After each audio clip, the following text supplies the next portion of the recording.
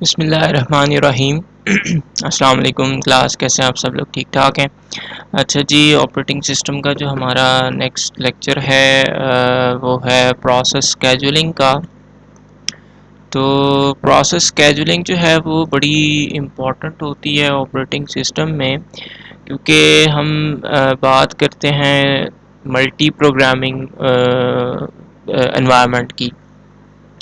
तो multi programming में क्या होता है कि एक टाइम पे एक से ज़्यादा प्रोग्राम जो है वो एग्जीक्यूट हो रहे होते हैं, प्रोसेस हो रहे होते हैं, ताकि सीपीयू यूटिलाइजेशन जो है वो मैक्सिमम हो सके। तो मल्टी प्रोग्रामिंग इन्वायरमेंट में एक से ज़्यादा प्रोसेस जो है वो एक टाइम पे रन हो रहे होते हैं। तो उन प्रोसेस को जो है वो स्केजुअल करना पड़ता है। उन प्रोसेसेस की जो है वो प्रॉपर स्केजुलिंग टाइम सेट करना पड़ता है कि कौन से प्रोसेस जो है वो किस टाइम पे जो है वो एग्जीक्यूट होंगे। तो ये प्रॉपर प्रोसेस स्केजुलिंग होती है।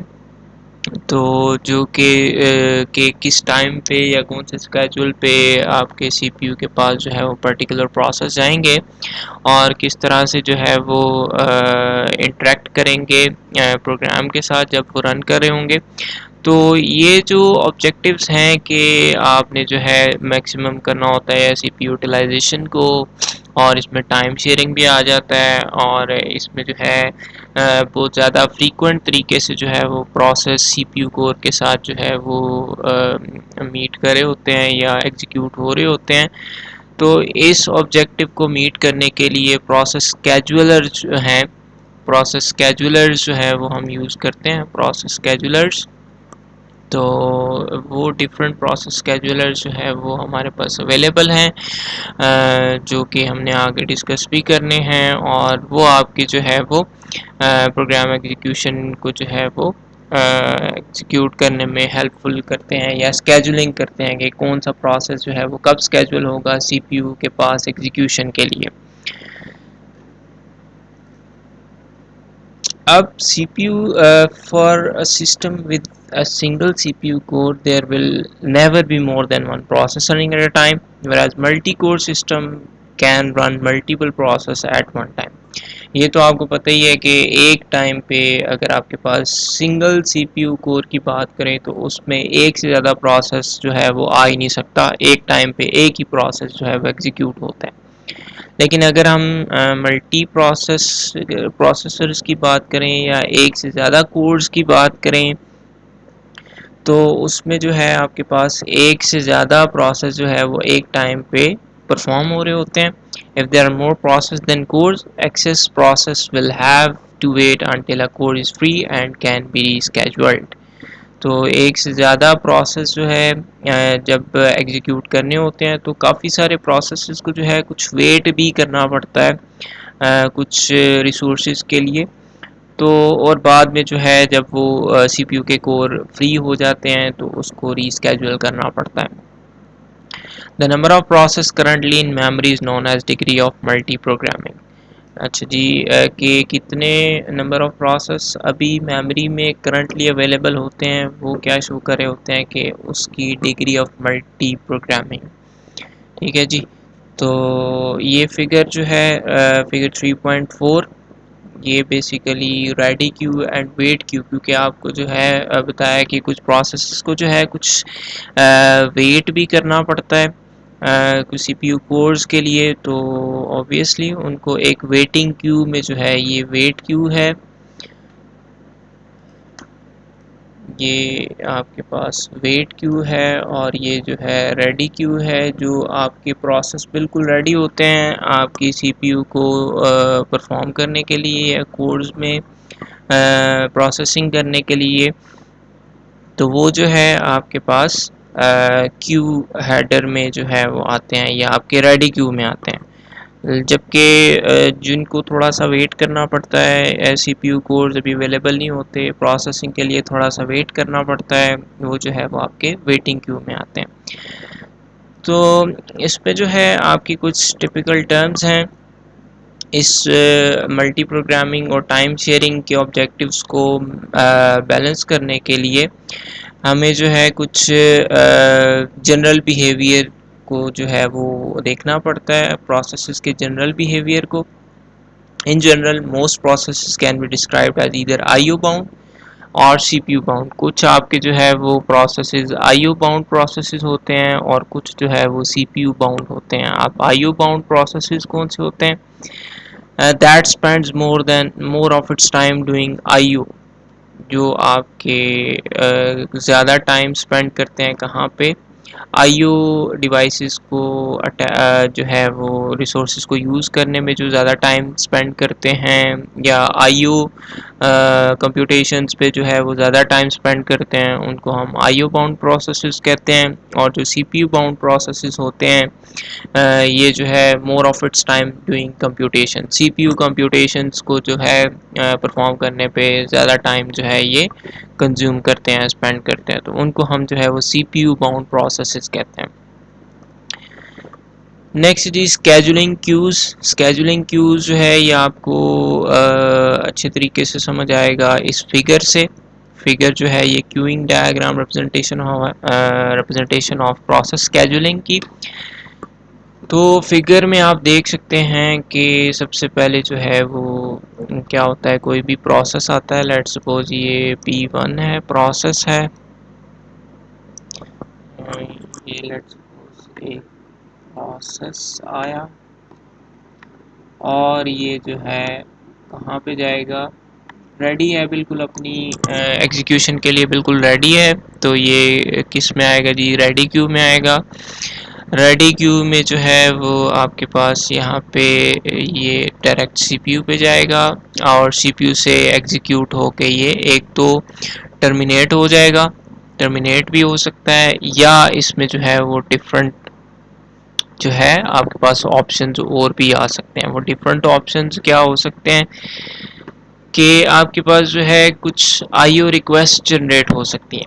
ठीक है जी, कि आपके पास एक प्रोसेस आया, उसको थोड़ी सी सीपीयू यूटिलाइजेशन उसने की, या सीपीयू पे उसने जो है वो प्रोसेसिंग की, उसके बाद जो है कुछ आईओ रिक्वेस्ट उसको रिक्वायर्ड थी, या उसको कोई जो है इनपुट आउटपुट ऑपरेशंस की या इनपुट आउटपुट रिसोर्सेज की ज़रूरत थी।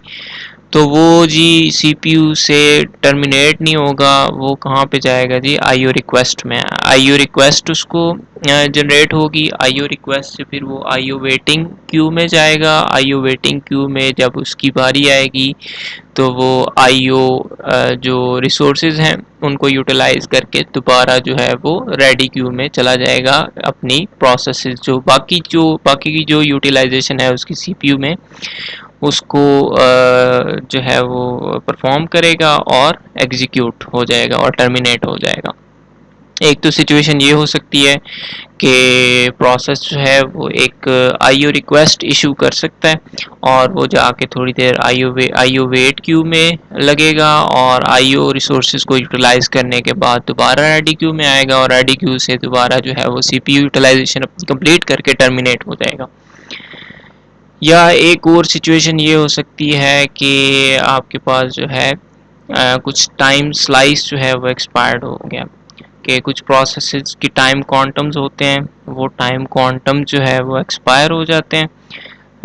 वो एक्सपायर होने के बाद जो वो दोबारा टाइम क्वांटम उसका रीच करेगा या आएगा तो दोबारा किसके पास जाएगा? रेडी क्यू में जाएगा और जो उसकी सीपीयू की यूटिलाइजेशन रह गई है वो कंप्लीट करके एग्जीक्यूट करके टर्मिनेट कर देगा।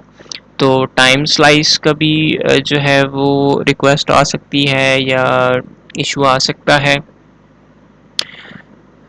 नेक्स्ट जी एक और भी जो है वो जनरेट हो सकती है आपकी request, which is create child processes. कुछ प्रोसेसेस होते हैं उनके जो है सब प्रोसेसेस भी अंदर से होते हैं, तो वो जो है चाइल्ड प्रोसेसेस भी जो है वो आपके क्रिएट हो सकते हैं और चाइल्ड प्रोसेसेस क्रिएट होने के बाद चाइल्ड टर्मिनेशन वेट क्यू में आएंगे और चाइल्ड जो है वो चाइल्ड प्रोसेस जो है क्रिएट होंगे, क्रिएट के बाद जो है वो टर्मिनेशन वेटिंग क्यू में जाएंगे और यहाँ से जो है वो चाइल्ड प्रोसेस टर्मिनेट होके दोबारा जो है वो किसके पास जाएंगे? रेडी क्यू में। रेडी क्यू से जो उसकी सीपीयू यूटिलाइजेशन रहती है वो एग्जीक्यूट करने के बाद जो है वो टर्मिनेट हो जाएंगे।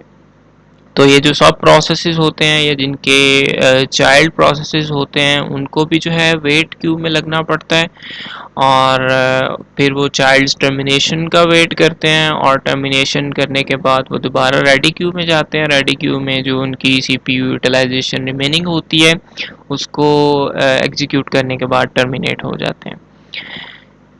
उसके बाद एक और सिचुएशन हो सकती है कि सीपीयू आपका जो है वो वेट करे कुछ इंटरप्ट के लिए, कुछ आपके जो है वो इंटरप्शन या कुछ ऐसे प्रोसेसेस होते हैं जो कि हाई प्रायोरिटी के होते हैं। ठीक है, ये हम प्रायोरिटी बेस्ड स्केजुलिंग एल्गोरिदम में जो है वो हम कुछ प्रोसेसेस की प्रायोरिटी सेट करते हैं जिनको हाई प्रायोरिटी पे रखा जाता है कि कोई भी प्रोसेस जो है वो एग्जीक्यूट हो रहा हो तो उससे ज़्यादा प्रायोरिटी वाला अगर प्रोसेस आ जाता है तो सीपीयू उसको पहले एग्जीक्यूट करता है, और फिर जो है वो दोबारा से प्रोसेसिंग रिमेनिंग प्रोसेसेस की जो है प्रोसेसिंग होती है।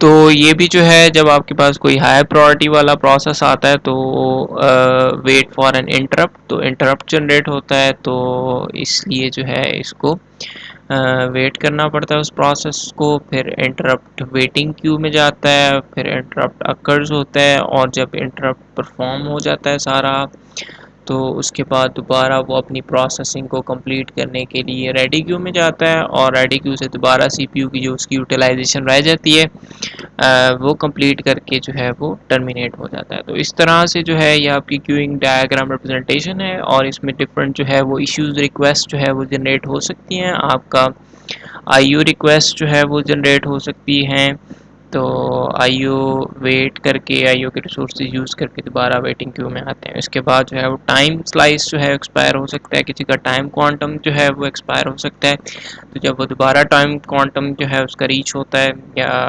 आता है तो वो दोबारा रेडी क्यू में जाके उसकी सीपीयू की यूटिलाइजेशन कंप्लीट करके जो है वो टर्मिनेट हो जाता है। इसी तरह सब प्रोसेसेस अगर किसी के जो है चाइल्ड प्रोसेसेस भी हैं तो चाइल्ड प्रोसेसेस क्रिएट होते हैं, फिर वो जो है चाइल्ड प्रोसेसेस को वेट करना पड़ता है वेट क्यू में, और फिर चाइल्ड टर्मिनेशन का वेट करता है। चाइल्ड टर्मिनेशन होती है तो फिर रेडी क्यू में जाते हैं और सीपीयू की यूटिलाइजेशन कंप्लीट करने के बाद टर्मिनेट हो जाते हैं।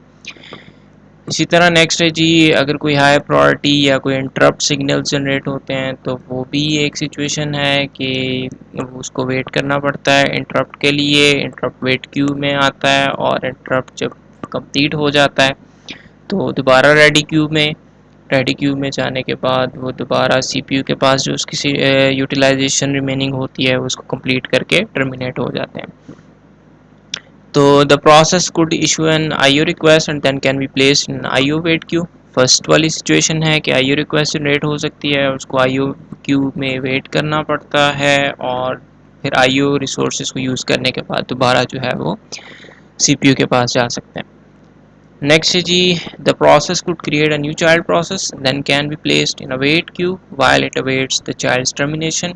ये वाला जो आपका सिचुएशन है कि चाइल्ड प्रोसेस जो है वो क्रिएट हो जाते हैं, और फिर उनको जो है वो चाइल्ड वेट क्यू में रखना पड़ता है, और फिर वेट करते हैं चाइल्ड्स टर्मिनेशन की। उसके बाद दोबारा सीपीयू के पास जाते हैं और अपनी यूटिलाइजेशन कंप्लीट करके या अपनी प्रोसेसिंग कंप्लीट करके टर्मिनेट हो जाते हैं। इसके बाद है जी, the process could be remove forcibly from the core as a result of an interrupt having its time slice expires.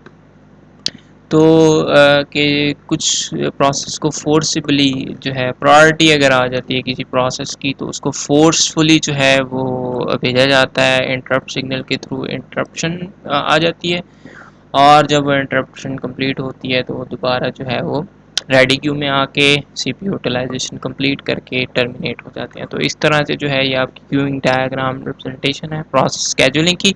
इस तरह से जो है वो आपकी प्रोसेसिंग होती है, और यहाँ पे आके जो है वो आपके कुछ स्केजुलर्स यूज़ होते हैं।